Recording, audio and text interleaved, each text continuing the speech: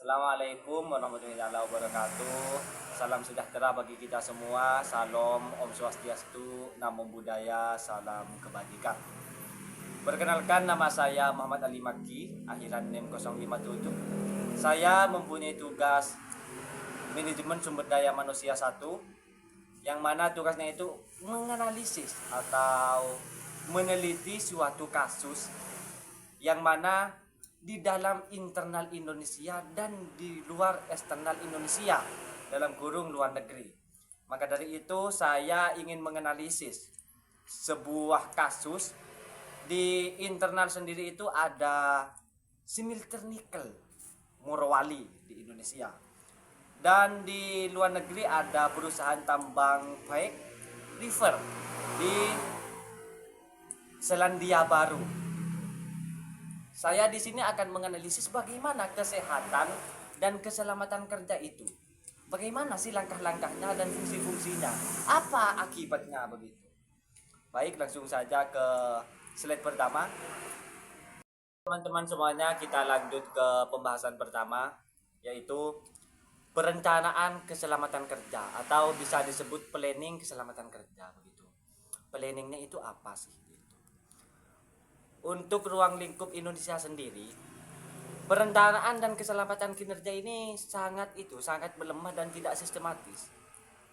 Karena perencanaan keselamatan kerja di kasus smelter Morowali menunjukkan bahwa perusahaan tidak melakukan analisis risiko gitu.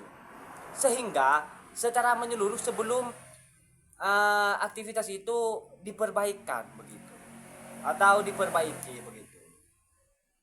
Area kerjanya itu lumayan berbahaya, teman-teman.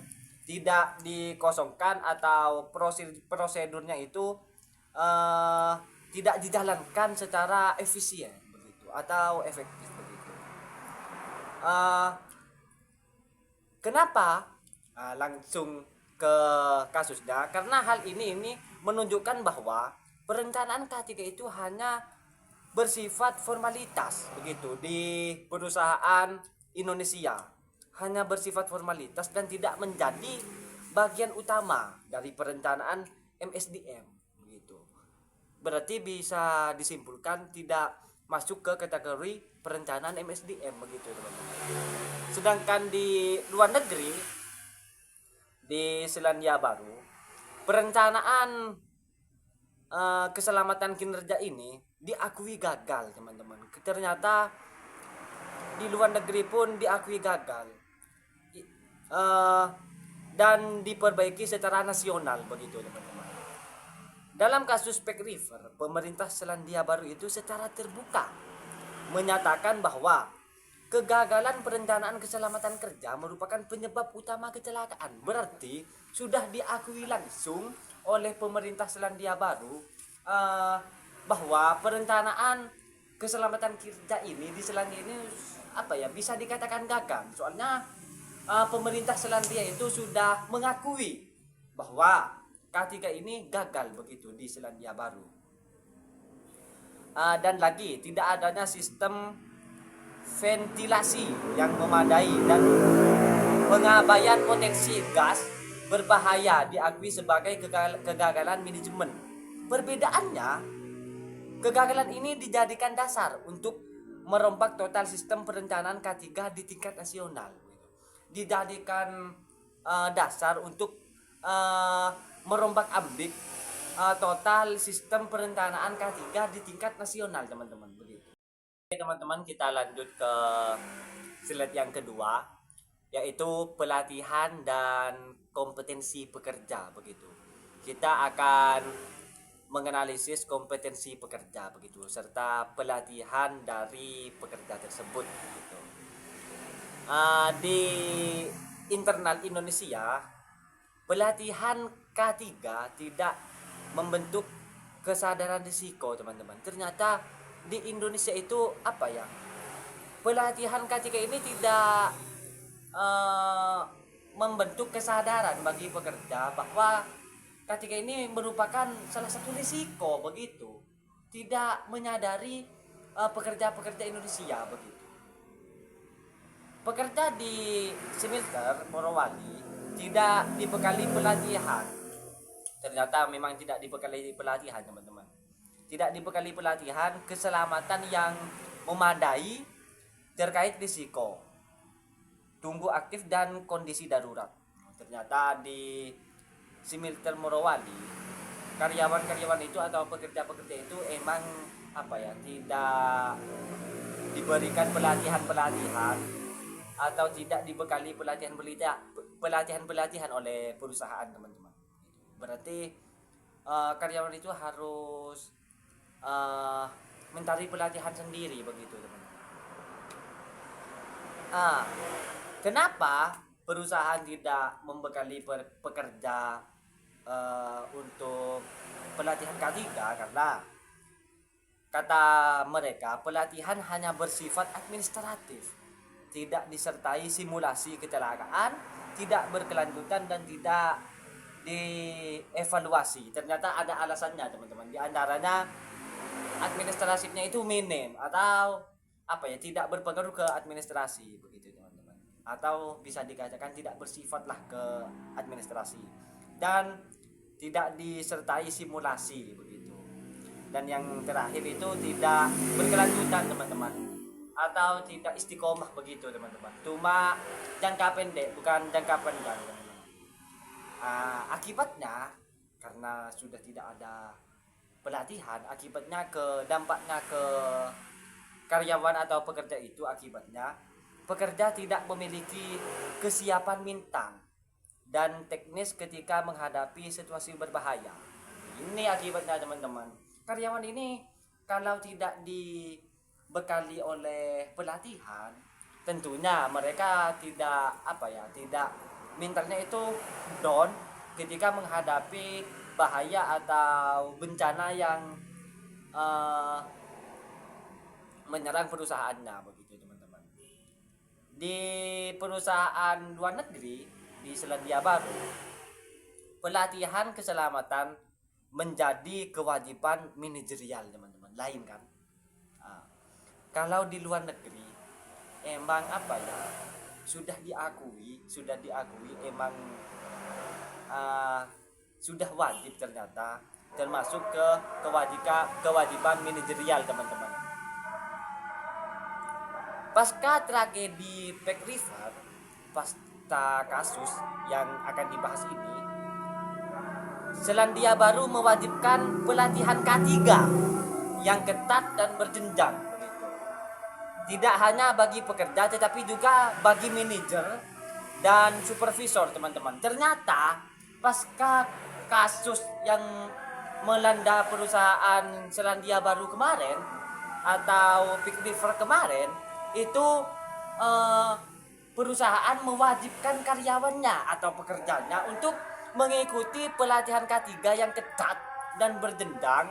Tidak hanya bagi, ternyata itu, teman-teman, tidak hanya bagi karyawan rendahan, juga termasuk manajer, supervisor itu harus mengikuti juga, wajib mengikuti juga begitu, teman-teman. Tidak ada tingkatan posisi pimpinan, teman-teman. Semua rata harus mengikuti pelatihan tersebut begitu, teman-teman. Pelatihan tidak lagi dianggap tanggung jawab pekerja saja, melainkan tanggung jawab penuh manajemen. Dengan demikian, kompetensi keselamatan kerja menjadi bagian dari pengembangan SDM. Ternyata di Selandia Baru, teman-teman, pelatihan tidak dianggap tanggung jawab karyawan masing-masing, dianggap tanggung jawab perusahaan atau manajemen begitu, teman-teman, sehingga menjadi bagian dari pengembangan MSDM, teman-teman. Sangat lumayan bagus ya. Baik, kita langsung saja ya ke slide selanjutnya, slide ketiga, teman-teman. Kita slide ketiga akan membahas pengawasan dan tanggung jawab manajemen. Bagaimana sih pengawasan dan tanggung jawab manajemen di internal Indonesia maupun di eksternal luar negeri begitu, teman-teman. Di Indonesia terlebih dahulu, pengawasan lemah dan tanggung jawab manajemen kabur begitu, teman-teman. Bisa dilihat dari segi duduknya saja. Ternyata di Indonesia pengawasan itu lemah teman-teman, dan tanggung jawab itu kabur begitu ya, bisa dikatakan tidak baik-baik saja teman-teman.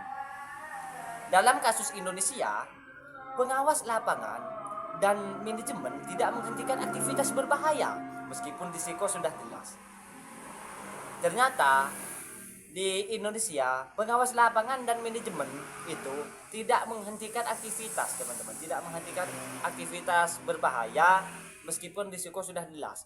Meskipun risikonya sudah jelas, tetapi manajemen atau perusahaan Indonesia itu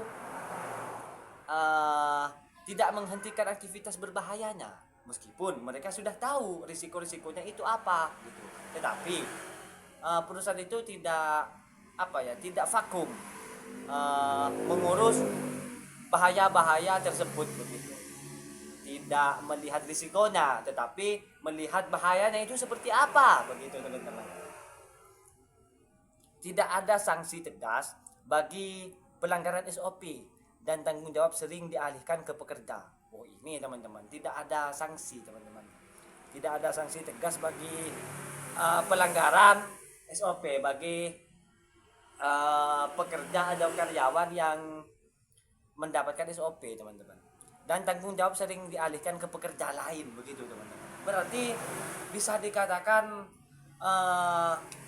pekerja-pekerja di Indonesia ini, di perusahaan ini lalai ya, bisa dikatakan lalai. Karena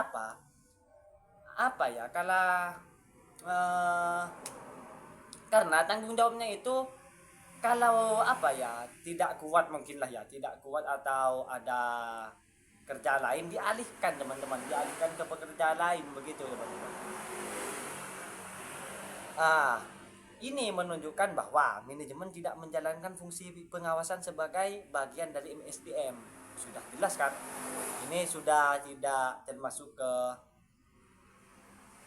fungsi pengawasan sebagai bagian dari MSDM, sudah tidak termasuk itu teman-teman, karena bisa dikatakan perusahaan ini menginginkan pengawasan dan tanggung jawab begitu teman-teman. Lanjut ke Selandia Baru tentang pengawasan dan tanggung jawab manajemen. Bagaimana sih kalau di Selandia Baru? Manajemen dinyatakan bertanggung jawab penuh. Beda lagi nih teman-teman. Sebaliknya ini ya, kalau di Indonesia ini bisa dikatakan tidak menghiraukan lah. Tetapi kalau di Selandia Baru ini merupakan sudah menjadi tanggung jawab penuh bagi perusahaan ataupun pekerja gitu, teman-teman.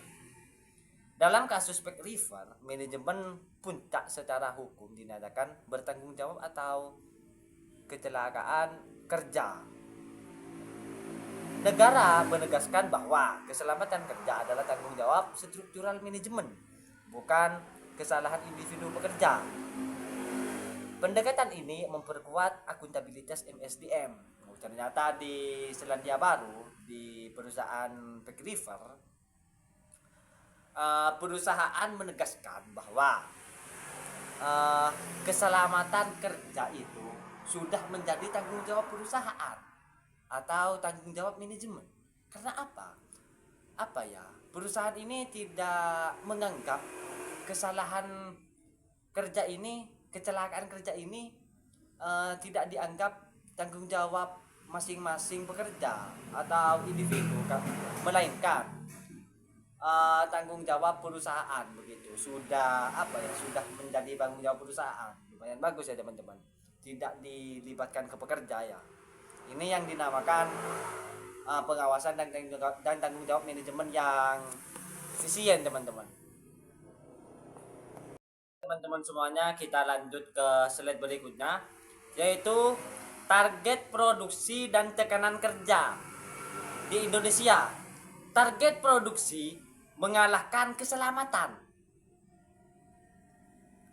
Tekanan produksi di smelter Morowali menyebabkan perusahaan tetap menjalankan aktivitas kerja meskipun kondisi belum aman. Gitu teman-teman. Di Indonesia di Indonesia, perusahaan tetap menjalankan aktivitasnya meskipun kondisinya itu tidak aman. Ini menyebabkan target atau tekanan kinerjanya itu rendah, teman-teman.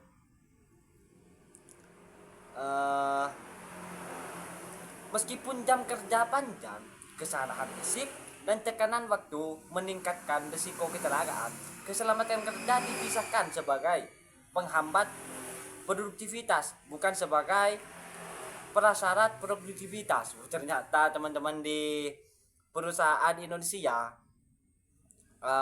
keselamatan kerja diposisikan sebagai penghambat, teman-teman. Ternyata di similter ini, di perusahaan similter ini, keselamatan kerja itu dianggap penghambat produktivitas atau penghambat aktivitas, teman-teman. Sehingga similter ini keselamatan kerjanya itu sangat buruk sekali kan, teman-teman. Dari tadi pembahasan yang tadi kan bisa dikatakan buruk sekali, teman-teman. Ternyata emang dianggap penghambat, teman-teman. Tetapi kalau di Selandia Baru, di perusahaan McRiver, target produksi dikalahkan oleh keselamatan, teman-teman. Sebaliknya dari perusahaan similter Indonesia. Setelah tragedi McRiver, setelah kasus kemarin, Selandia Baru menegaskan bahwa target produksi tidak boleh mengorbankan keselamatan operasional. Wah, ini teman-teman. Ternyata di Selandia Baru, perusahaan McRiver menegaskan bahwa target produksi tidak boleh mengorbankan keselamatan. Tidak boleh mengorbankan keselamatan. Jadi bisa dikatakan harus seimbang lah antara target produksi dan keselamatan. Tidak harus tawasud, teman-teman, atau tidak condong ke kanan atau tidak condong ke kiri, teman-teman. Tawasud. Operasional dapat dihentikan kapanpun jika standar K3 tidak dipenuhi. Operasional itu dapat dihentikan kapanpun saja, teman-teman. Jika standar K3 itu tidak dipenuhi, jadi bisa dihentikan lah begitu kalau tidak dipenuhi, teman-teman. Keselamatan ditampakkan sebagai batas absolut dalam manajemen kinerja, teman-teman. Begitulah target produksi dan tekanan kinerja antara perusahaan Indonesia dan perusahaan luar negeri, teman-teman. Teman-teman, kita lanjut ke slide berikutnya. Dari tadi kita sudah membahas kasus-kasus yang menimpa perusahaan similter dan perusahaan McRiver. Sekarang bagaimana sih penanganannya antara similter dan McRiver? Di Indonesia, di perusahaan similter, penanganan reaktif dan jangka pendek, teman-teman. Berarti tepat ya, sigap gitu. Penanganan kecelakaan di Indonesia fokus pada pemberian santunan, penghentian sementara operasional, begitu, teman-teman. Berarti di perusahaan similter, penanganannya itu fokusnya itu ke santunan, teman-teman, ke santunan atau bantuan kepada karyawan-karyawan, teman-teman, atau bisa disebut santunan lah, tapi bukan santunan anak yatim ya, santunan ke karyawan yang mendapatkan musibah tersebut. Terus selain pemberian santunan, penghentian sementara operasional dan investigasi administratif, teman-teman. Tidak ada perubahan besar dalam sistem MSDM dan K3, serta tidak ada jaminan pencegahan kecelakaan serupa di masa depan, teman-teman. Berarti tidak punya goal lah ya, karena kan penyelesaiannya itu jangka pendek. Berarti cuma menyelesaikan masalah ini, tidak memperhatikan masalah selanjutnya, teman-teman. Berarti tidak mempunyai forecasting lah, tidak mempunyai peramalan untuk masa depan, begitu, teman-teman. Sedangkan di Selandia Baru, di perusahaan McRiver, penanganan sistematik dan jangka panjang, teman-teman. Sebaliknya Indonesia. Kasus Peck River ditangani melalui investigasi independen nasional, keterbukaan informasi ke publik, dan reformasi kebijakan K3. Ini teman-teman. Kalau di Peck River, kasus itu ditangani melalui investigasi independen nasional, teman-teman. Terus keterbukaan informasi ke publik, teman-teman. Informasi-informasi itu diunggah ke media sosial atau ke publik, teman-teman, begitu. Dan reformasi kebijakan K3, teman-teman. Pemerintah di Selandia Baru membentuk lembaga khusus, yang mana lembaganya itu Warsaw, New Zealand, untuk memastikan pengawasan keselamatan kerja berjalan keberlanjutan. Ternyata di Selandia Baru, teman-teman, pemerintah Selandia Baru membuat atau membentuk lembaga khusus supaya bisa memastikan pengawasan keselamatan kerja berjalan keberlanjutan, teman-teman. Yakni takut ini yang mempunyai goal, teman-teman, jaga-jaga atau forecasting lah, bisa dikatakan forecasting, peramalan, teman-teman. Jaga-jaga untuk masa depan, takut ada masalah lagi. Jadi sudah mempersiapkan strategi lah, teman-teman, begitu, teman-teman. Lebih menyingkat waktu, kita langsung saja ke slide ke-7, teman-teman. Budaya keselamatan kerja di dalam Indonesia dulu ya. Budaya keselamatan lemah dan simbolik, teman-teman. Ternyata di Indonesia ini budayanya itu lemah, teman-teman. Di Indonesia, keselamatan kerja sering dipahami sebatas penggunaan APD dan papan peringatan. Di Indonesia, keselamatan kerja sering dipahami itu, teman-teman, sering dianggap sebatas penggunaan penggunaan APD dan papan peringatan. Cuma dianggap peringatan saja, teman-teman. Tidak dianggap serius lah. Tidak dianggap serius keselamatan kerja bagi perusahaan similiter Indonesia ini. Cuma bukan dianggap tidak serius, teman-teman. Sedang. Kalau dianggap tidak serius, pastinya perusahaan ini akan hancur, teman-teman, karena keselamatan kerja itu utama, begitu. Keselamatan kerja itu harus diperhatikan. Tetapi si militer juga memperhatikan, kan, teman-teman. Sedanglah begitu, teman-teman. Tidak ada internalisasi nilai keselamatan dalam budaya organisasi, sehingga K3 tidak menjadi perilaku kerja sehari-hari. Di Indonesia tidak ada internalisasi nilai keselamatan dan budaya organisasi, sehingga tidak menjadi perilaku kerja sehari-hari, teman-teman. Ini dampaknya tidak menjadi perilaku lah ke sehari-hari, teman-teman. Namun di Selandia Baru, keselamatan sebagai nilai inti organisasi, teman-teman. Wow. Emang Selandia Baru sudah menganggap keselamatan kerja itu sudah menjadi tanggung jawab, teman-teman. Tanggung jawab perusahaan Peck River, teman-teman. Di Selandia Baru, keselamatan kerja menjadi nilai utama organisasi dan masyarakat, teman-teman. Pelanggaran K3 dianggap sebagai pelanggaran etika dan profesionalisme, bukan sekedar pelanggaran prosedur. Perusahaan Peck River, teman-teman, ternyata menganggap pelanggaran K3 itu sudah dianggap pelanggaran etika, teman-teman, dan profesional.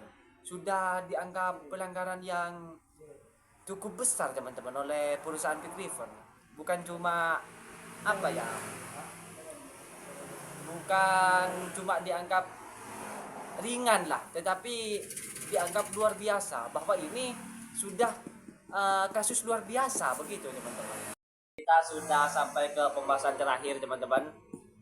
Kita saya menyusun rekomendasi kebijakan untuk perusahaan Indonesia sesuai hasil perbandingan tadi.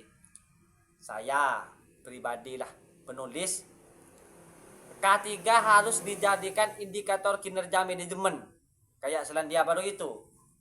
Harus dijadikan tanggung jawab yang benar-benar harus ditangani oleh perusahaan Indonesia. Karena apa? Keselamatan kerja harus masuk dalam KPI manajer dan supervisor. Sehingga kelalaian K3 berdampak langsung pada penilaian kinerja dan karir, begitu teman-teman. Karena berdampak ke penilaian kerja dan karir teman-teman, sehingga harus difokuskan harus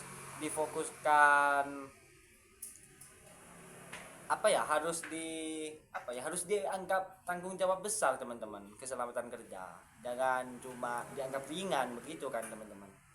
Yang kedua, pelatihan K3 wajib berkelanjutan dan berbasis risiko.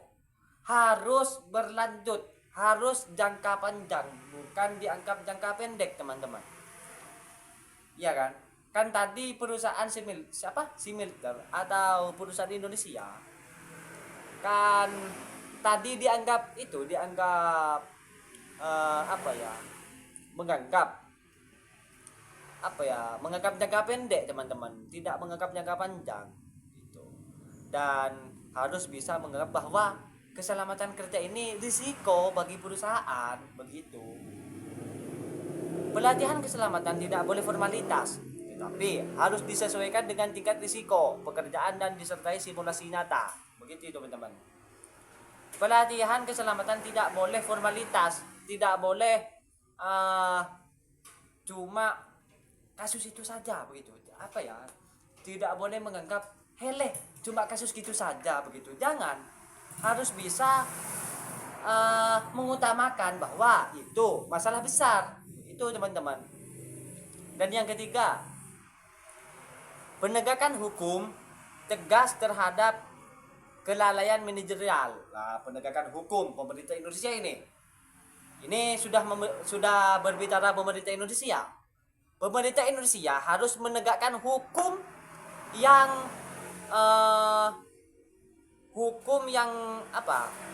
harus menganggap hukum yang besar lah begitu.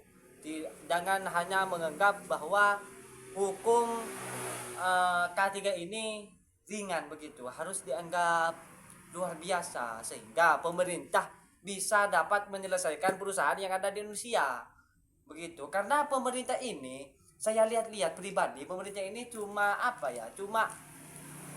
memantau saja, tidak memperhatikan sepenuhnya, sehingga terdampak ke perusahaan yang mengalami kasus begitu, sehingga K3 ini tidak efisien begitu, tidak berjalan lah begitu. Terus yang keempat, membangun budaya keselamatan kerja nasional. Harus membangun keselamatan kerja nasional teman-teman begitu.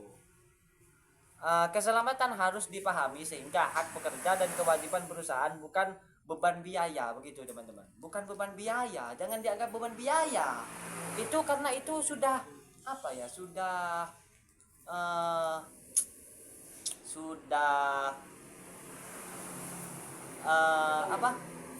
sudah tanggung jawab perusahaan teman-teman. Ini kasus sudah tanggung jawab perusahaan karena yang menyebabkan kasus itu bukan karyawan teman-teman, sehingga jangan jadikan beban biaya lah, harus diselesaikan sebaik mungkin sehingga perusahaan itu tetap istiqomah menjalankan aktivitasnya teman-teman. Sudah sampai ke kesimpulan ya teman-teman. Di dalam semua karya ilmiah pasti ada kesimpulan teman-teman, bisa dikatakan akhiran lah, tapi bukan pengakhiran hubungan ya teman-teman, tapi pengakhiran pembahasan teman-teman. Bukankah begitu?